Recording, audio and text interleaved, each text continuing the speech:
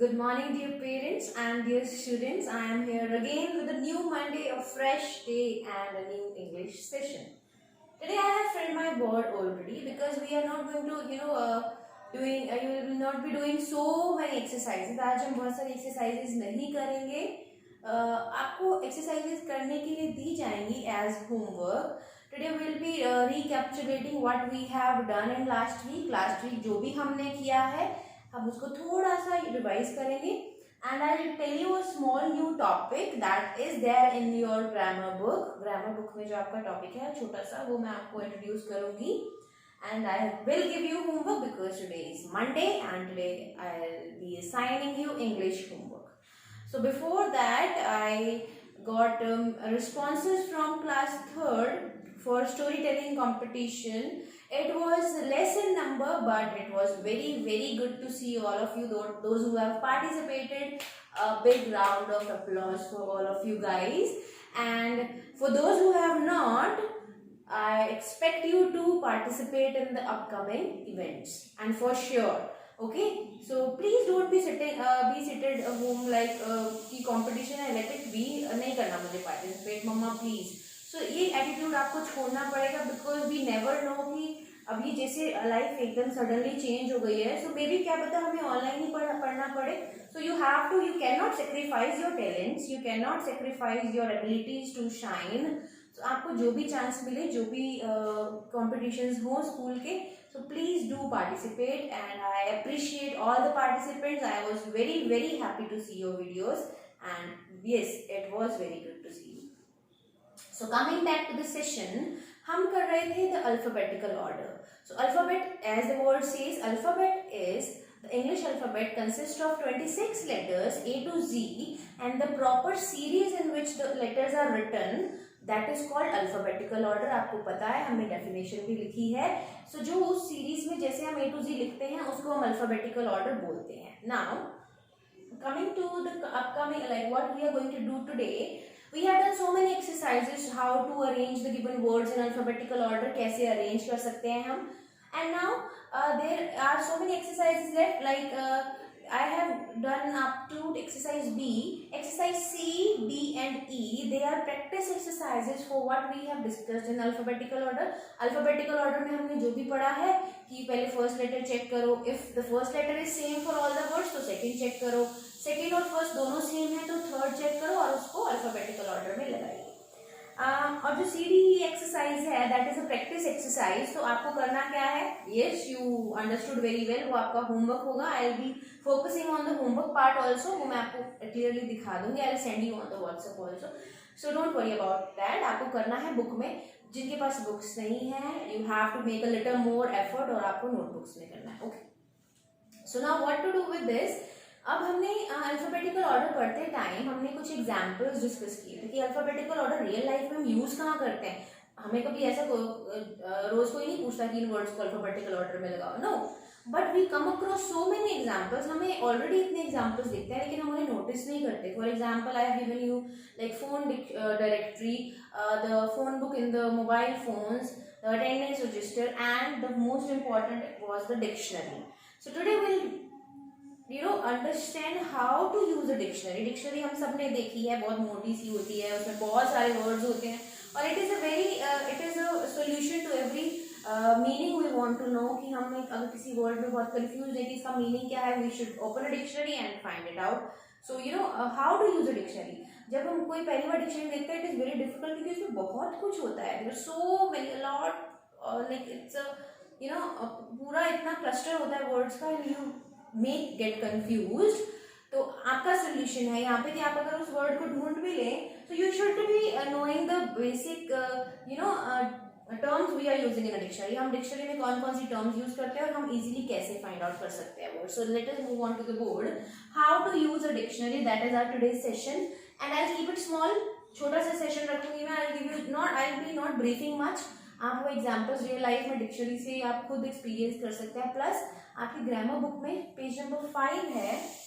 Yes it is on page number 4 and 5. हाँ it is on 5 I think. तो I clear it. You can find it out there. आप वहाँ पे देख सकते हैं. It is a proper full page given about how to use a dictionary and the terms. उसमें काफी सारे वर्ड्स दिए, I have selected one word from there, उसी में से मैंने एक वर्ड लिया है ताकि आप थोड़ा कनेक्ट कर सके। Now when you open a dictionary, first of all, as I have told you, all the words given would be in alphabetical order. सारे words alphabetical order में ही arranged होंगे, and there are a number of words there. तो you are very clear कि first initial pages में A से words होंगे, A initial letter से, then middle में होंगे M N O, कुछ ऐसे words होंगे इन letters वाले, and last में Y Z वाले words होंगे। So आपको ये idea तो है ही कि alphabetical order जैसे चलेगा, तो आप randomly you can open it and find it out. Now, अब ए लेटर से बहुत सारे वर्ड्स हो सकते हैं, so how would you find out, जल्दी से कैसे आप फाइंड आउट कर सकते हैं? So in a dictionary, basically when you open it, एक डिक्शनरी जब आप खोलते हैं, so on every page left hand side पे आपको 2 वर्ड्स लिखे हुए मिलेंगे। I hope this is clear, this is just an idea how to use a dictionary. उसमें एक होता है दीज आर गाइड वर्ड्स, ये गाइड वर्ड्स हैं। ओके मतलब इसमें पहला लिखा होगा फर्स्ट वर्ड कौन सा है इस पेज पे, और लास्ट वर्ड कौन सा है इस पेज पे, ताकि आपको आइडिया हो जाए कि कौन से वर्ड से लेके कौन से लेटर्स तक मुझे इस पेज पर मिल सकते हैं। So every page must be having, her page पे ये गाइड वर्ड्स का एक सेट होगा, 2 वर्ड्स लिखे होंगे, एक पहला और एक लास्ट। ठीक है, उसके बाद जो वर्ड्स लिखे, suppose I am starting with Apple. ठीक है, ये जो वर्ड है Apple, this is the head entry word. Entry word भी बोलते हैं इसको, जिस वर्ड को आप, यानी कि हर वर्ड का मीनिंग लिखा होता है, आई टेल यू क्या क्या लिखा होता है, सो उसको हम एंट्री वर्ड भी बोल सकते हैं, and it is also known as head word. Okay, head word है। Now let me make it like erase. Guide words आपको पता लगे, गाइड वर्ड्स बेसिकली नेम से हमें समझ में आ रहा है, गाइड मतलब वो हमें गाइड करते हैं कि इस पेज पे, इस पर्टिकुलर सीरीज में, इस पेज के ऊपर, पेज नंबर सपोज 15 पे आपको कौन कौन से वर्ड्स मिल सकते हैं। It will be between, suppose it will be from a word, first word लिखा होगा उस पेज पर, और जो उस पेज का लास्ट वर्ड है वो भी लिखा होगा, सो उस रेंज में आपको वर्ड्स ढूंढ सकते हैं। Then head word, I have told you, मेरा हेड वर्ड यहाँ पर है पोलर बेयर, ये मैंने आपकी बुक में से लिया है to connect it better.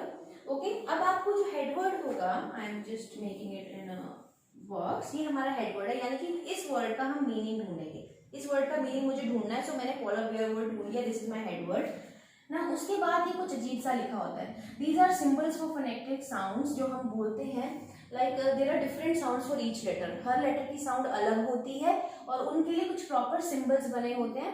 So it is a very typical form of writing like phonetics for a word. So इसको हम बोलते हैं प्रोनाउंसिएशन, कि बोला कैसे जाएगा। It is not polar bear, नहीं बोलते इसको पोलर बेयर, आर पे इतना जोर नहीं दिया जाता है, बेयर के आर पे भी नहीं, पोलर बेयर। ओके, सो वो इस चीज से आपको समझ में आएगा। And sometimes there may be like polar, so sometimes you will find dots in between. ठीक है, आपको बहुत सी जगह पे डॉट्स भी मिलेंगे, इट शोज सिलेबल्स कि कहाँ पे हमको पॉज देना है। So will be starting it in further classes और फर्दर इन दिस बुक, हम पढ़ेंगे इन चीजों के बारे में, how to pronunciate properly, syllables क्या होते हैं। सो डॉट्स जो है आपको worry, it is not a full stop, it is just there to make you understand. आपको डॉट्स लगी होती ताकि आप बोलते टाइम उस लेटर के बाद, उस साउंड के बाद पॉज ले लें थोड़ा सा, बिल्कुल माइक्रो सेकेंड्स का, एंड देन गो फर्दर। ठीक है, so we need not to discuss this, we need not to discuss this right now. So this is basically, आपको इसमें कंफ्यूजन नहीं क्रिएट करना है, मैं सिर्फ समझा रही हूँ कि एक डिक्शनरी के, एक वर्ड के पूरे मीनिंग में आपको कौन कौन से सेक्शंस मिलेंगे। ओके, हेड वर्ड हो गया जो मुझे पोलर बेयर का मतलब समझना था, उसके बाद उसकी प्रोनाउंसिएशन लिखी होगी कि बोलना कैसे है, उसके बाद लिखा होगा which part of speech is this. Parts of speech are like noun, adverbs, adjectives, and what else? Verbs, helping verbs. ये सारे parts of speech हैं जो हम बोलते टाइम हम कौन कौन से अलग अलग तरीके के words use करते हैं, जो हम grammar में basically पढ़ते हैं, वो होते हैं parts of speech. So part of speech यानी कि polar bear is an animal name, so it is noun. अगर वो कोई quality है, so it may be an adjective. It may be a verb also. If I say look, अगर कोई मैं word ढूंढना चाहती हूँ डिक्शनरी में लुक, सो उसके आगे प्रोनाउंसिएशन होगी और उसके पार्ट ऑफ स्पीच में लिखा होगा वर्ब, क्योंकि look is a verb, action word है। सो इसके अकॉर्डिंग पार्ट्स ऑफ स्पीच अलग अलग हो सकते हैं depending on the head word. ठीक है, देन उसके बाद आपको मिलेगी, I have written here definition. Definition भी मिलेगी, a large white bear that lives near the north pole. Okay, ये डेफिनेशन होगी, वो वर्ड्स के अकॉर्डिंग वेरी करेगी। जो भी प्रॉपर एग्जैक्ट डिफाइन कर सकता है उस वर्ड को वो लिखा होगा यहाँ पर, ताकि आपको ये उसका मीनिंग है कि आप polar bear was the head word, polar bear है क्या, कोई सोच समझना चाहे तो डिक्शनरी में खोलोगे आपको पता लग जाएगा। A large white bear that lives near the north pole, एक बड़ा सा व्हाइट बेयर जो नॉर्थ पोल के पास मिलता है, रहता है, so that is a polar bear. उसके बाद इन सम लाइक नाउन्स में we don't have much examples, अगर वर्ब होगा या एडजेक्टिव होगा, पार्ट ऑफ स्पीच अगर नाउन से थोड़ा अलग है, so there would be examples also, example sentences भी दिए जाएंगे। समटाइम्स इट हैपेंस कि पार्ट ऑफ स्पीच दो भी, like one word can be noun also, like we have done in love, love हमने पढ़ा था अगर आपको याद हो, और it was done in class. So let me tell you, love can be an abstract noun भी हो सकता है लव, और it can be used as a verb also, तो वो दो पार्ट ऑफ स्पीच आ जाएंगे उसके लिए।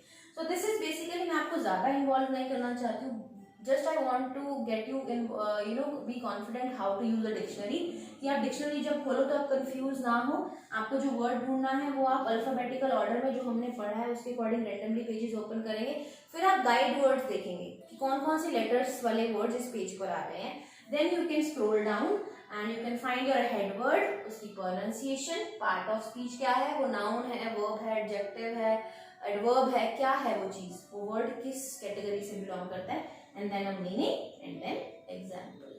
So this was about how to use a dictionary. Plus I am giving you one more link to another video that will make you more easy to understand how to use a dictionary. थोड़े animated characters हैं, so you will feel very comfortable. उस video ज़्यादा बड़ी नहीं है, it is only of 2 to 3 minutes, तो वो video ज़रूर देखिए। And this was this little session about how to use a dictionary, and your homework is to do exercise C, D and E on page number 3, 4 and 5 of your grammar book. Okay, so you have to do this C, D, E exercise, 3 exercises I am giving, और उनमें कुछ भी it's not so hard to do it, उसमें सिर्फ alphabetical order ही है। I will be discussing this in the next session. उनके answers में सारे तो नहीं, but I will be discussing the basics, जो भी एक दो चीजें मैं आपको बता सकूं वो मैं नेक्स्ट सेशन में होमवर्क डिस्कस करूंगी। And that's it for today's session, and just don't forget to see the another video, I am just sending the link, and I just focus on my homework side so that you can get it clear what is your homework.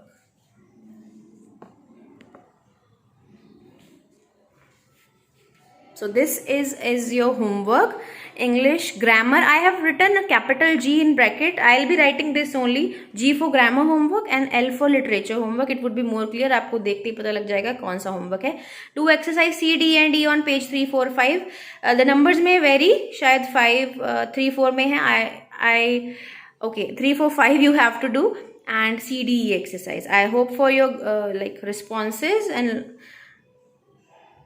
this is what we have done today. So how to use a dictionary, head word, polar bear, pronunciation, part of speech, it is a noun, and then the definition, and then examples.